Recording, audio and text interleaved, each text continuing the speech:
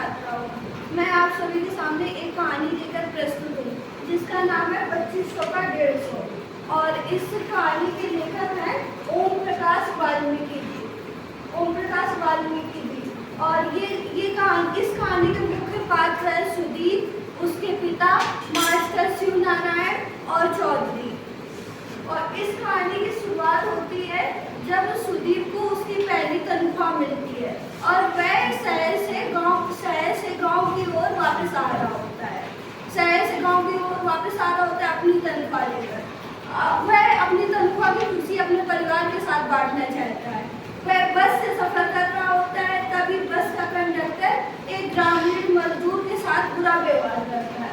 वह बस से सफर कर रहा होता है, तभी बस का कंडक्टर एक ग्रामीण मजदूर के साथ बुरा व्यवहार करता है।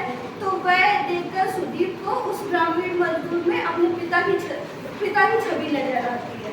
तो वह अतीत के ख्यालों में खो जाता है।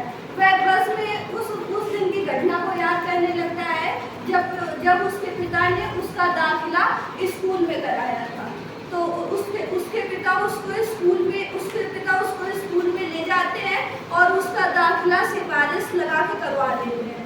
सुदीप दूसरी कक्षा तक आते आते उसकी गिनती होशियार विद्यार्थियों में होने लगती है।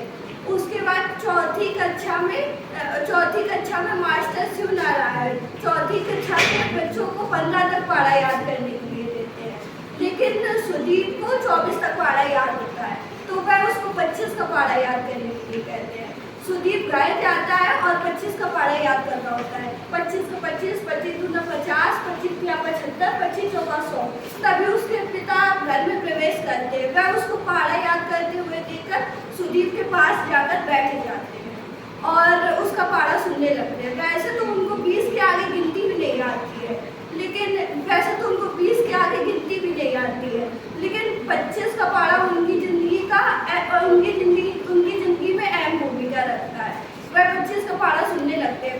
जैसे ही सुदीप 25 चौका 100 बोलता है, वह उसको टोकते हुए कहते हैं 25 चौका 100 नहीं 150 होता है। तो सुदीप कहता है कि पिताजी किताब में तो 25 चौका 100 लिखा है। तो वो बोलते किताब में तुम्हारी गलत लिखा है, 25 चौका 150 होता है। तुम्हारी किताब क्या चौधरी से ज़्यादा जानती है? तो सुदीप कहता है कैसे?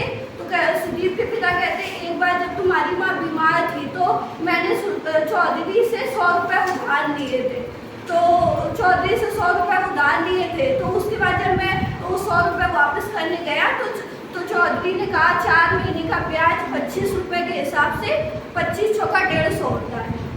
चलो तुम अपने आदमी हो, चलो तुम्हारे 20 रुपये मैं माफ़ कर दे रहा हूँ और तुम 130 रुपये वापस कर देना। तो इतने वो आज के ज़माने में भला कोई 20 रुपये माफ़ करता है क्या? चौधरी इतने भले आदमी है। तो सुदीप अपने पिता की बात मान लेता है कि 25 चौका 150 होता है। और वह अगले दिन जब स्कूल जाता है तो मास्टर शिव नारायण उसे 25 का पढ़ा सुनाने के लिए कहते हैं। तो वह सुनाता है 25 का 25, 25 दूना 50, 25 या 75, 25 चौका 150। तो शिव नारायण उसे टोकते हुए कहते हैं 25 चौका 150 नहीं 25 चौका 100 होता है। तो वह कहता है मास्टर साहब पिताजी ने तो कहा है 25 चौका 150 होता है। तो वह उसे डांटते हुए कहते हैं तुम्हारा बाप क्या ज़्यादा जानता है मुझसे? तो अपने यहाँ क्या करने आते हो? अपने बाप से ही पढ़ लो जाके ना। तो सुदीप चुप हो जाता है और 25 चौका 100 सक पुकारते हुए बोलने लगता है। फिर इस दिन की घटना उसके मन पर गहरा असर करती है और फिर बस का ब्रेक लगता है और सुदीप अपने ख्यालों से बाहर आ जाता है। उसका गांव आ चुका होता है। बस अड्डे से उतरकर वह अपने घर की ओर जा रहा होता है। वह अपने घर पहुंचता है तो पिताजी चारपाई की रस्सी कस रहे होते हैं। वह पिताजी से मिलता है जाकर और अपनी पहली तनख्वाह अपने पिताजी को देता है। पिताजी उसकी पहली तनख्वाह लेकर बहुत ही खुश होते हैं वह उसकी माँ को बुलाते हैं और उसकी पहली तनख्वाह उसकी माँ को देते हैं। उसकी माँ अपने आंचल में उसकी पहली तनख्वाह ले लेती है और अपने माथे से लगाती है। तो सुदीप कहता है पिताजी मुझे आपसे एक बात कहनी है। तो उनको बोलते हैं हाँ बोलो। तो सुदीप कहता है कि पिताजी ये देखिए 25-25 की 4 दे दिया और ये मैं आपको बताना चाहता हूँ कि 25 चौका 100 होता है 150 नहीं होता है। ये देखिए 25 की 4 दे दिया।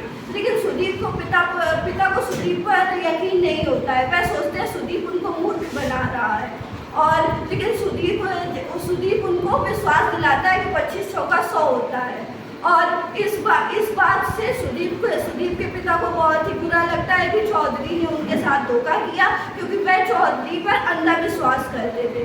तो यहीं से यह कहानी समाप्त होती है, और इस कहानी का उद्देश्य यह है कि उच्च वर्ग के लोग निम्न वर्ग का शोषण करते चले आ रहे हैं, और यह दिखावटी ड्रामा करके चले आ रहे हैं कि हाँ वह उन पे उपकार कर रहे हैं, लेकिन वह उनका शोषण ही कर रहे हैं। और इस कहानी से एक शिक्षा यह भी मिलती है कि शिक्षा हमारे लिए